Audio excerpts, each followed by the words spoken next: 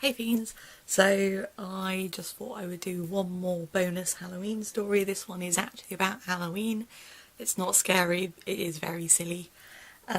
So this was about 4 or 5 years ago. I was working these are all work stories, I don't know why they're all work stories.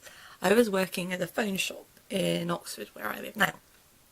And we were working on Halloween, and one of my colleagues, Claire, was a bit like me, a big Halloween nerd, loved horror movies, she was great. She used to write for the tech column in the local paper, and she had Sonic the Hedgehog's trainers that she'd run around in at work, and she was great, and she wanted to do something for Halloween, but we knew we wouldn't really have time, and because we were all working. But then somebody suggested, oh, there's a guy that does the ghost tours. So I suppose a lot of cities have this. There was a guy who did like a walking tour, and he would tell you spooky stories. So we decided, yeah, we'll go and do that. It was only less than a tenner, pretty cheap. Anyway, so we finished work, we all got changed into our spooky costumes. There's me as this sort of ridiculous ghoul with bright green hair and fangs. I think Claire was some sort of vampire or maybe a ghost. Again, it involved very big hair. She's probably the only person I've ever met with bigger hair at all times than me. There was a couple of others, I can't remember what they were dressed as. And then there was Pete. Peter decided he was going to wear a banana costume. So he had this ridiculous foam, neoprene enforced thing that came up in a cone on his head, and then it sort of shuttled into a cone at the bottom. And it looked ridiculous, but and completely out of whack with everything that the rest of us were wearing.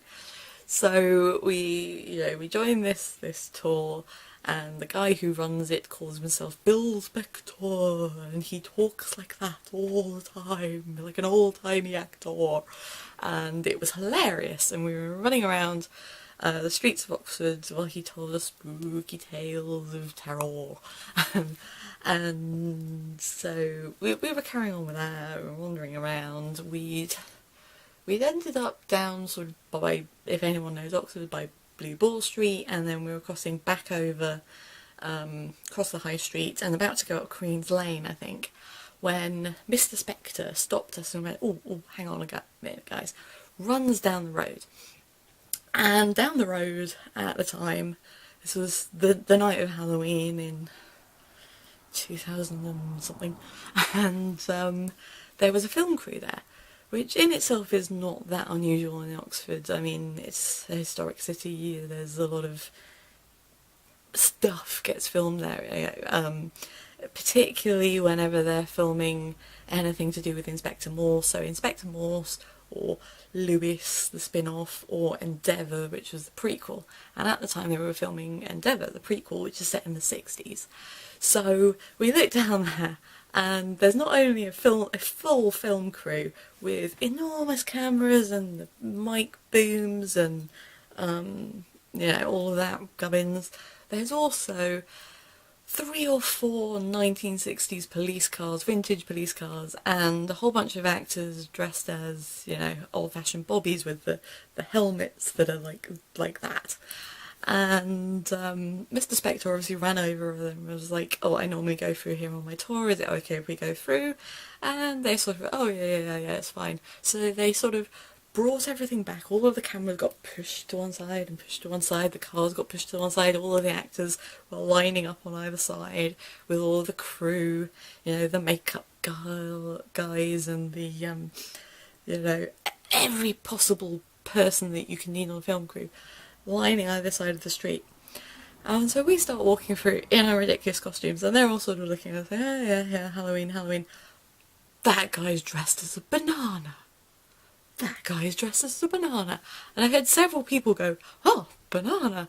And then they started applauding. So we're walking through on I don't know, 10 or 11 on Halloween, with this entire film crew and actors in 1960s period costumes all applauding because Peter was dressed as a banana. This is the sort of thing that happens in my life. I get applause because my mate is dressed as a banana. This is Oxford for you. It's a strange place, strange stuff happens, and you just kind of roll with it. So yeah, that was just a quick tale of Halloween silliness, and I hope you're having a lovely spooky time, and that your spookiness overflows into the next 2 days, because November's a bit rubbish, and Guy Fawkes Night is a bit rubbish, so spook it up, get cheap chocolate from the shops, and I will see you soon.